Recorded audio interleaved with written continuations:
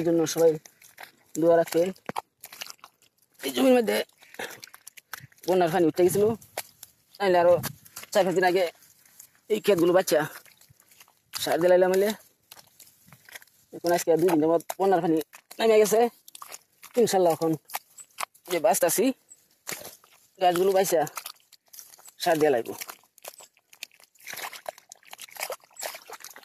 আমাদের ধান কিরকম হচ্ছে আপনারা একটু কমেন্ট করে জানাবেন। যদি ভালো লাগে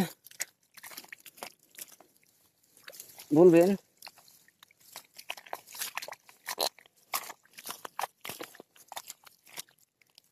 আগে একটা ভিডিও ছাড়ছিলাম, এই ধান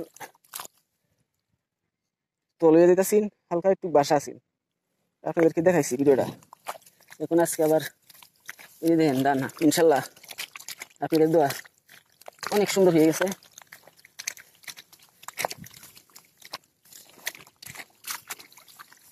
ধান না হইলে আমরা হয়েছি গ্রামের মানুষ, এই ধানের উপরে হয়েছে নির্ভর। কাজ কাম তো সবার করতেই হবে, কাজ ছাড়া ভাই বাদ নাই। আমাদের গ্রামের মানুষ কাজ করতেই হবে, তা না হলে ভাই ঘরে বাদ জুটবে না। হালকা অর্থাৎ ছোটভাবে একটা ব্যবসা আছে, আখের রস বিক্রি করি।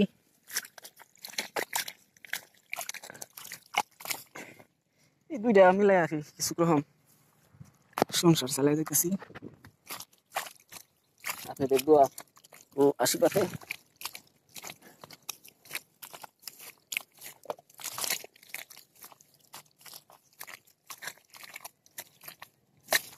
আজকে আর অল্প কতক্ষণ বাঁচবাম, বাচ্চা যাবো গা আমার সরফতের মিশিং দিয়ে বাড়িয়ে। আল্লাহ বাঁচালে আগামীকালকে বাঁচা শেষ করে দেবো, আল্লাহ বাঁচাই রাখে আর কি।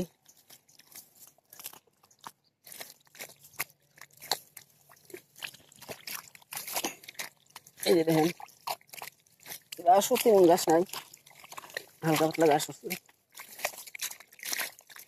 না, বাঁচা সার দিলে একবারে জঙ্গল হয়ে দেবো।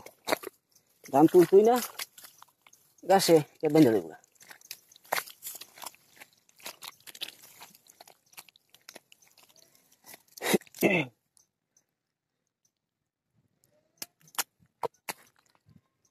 আল্লাহ আল্লাহ সবাই আমার জন্য দোয়া রাখবেন, আমিও আপনাদের জন্য দোয়া ভালোবাসা থাকবে সবসময়।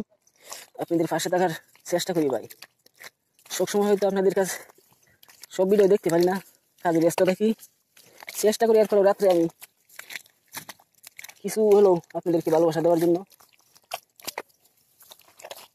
আমার জন্য দোয়া রাখবে যেন সবসময় আপনাদের পাশে থাকতে পারি।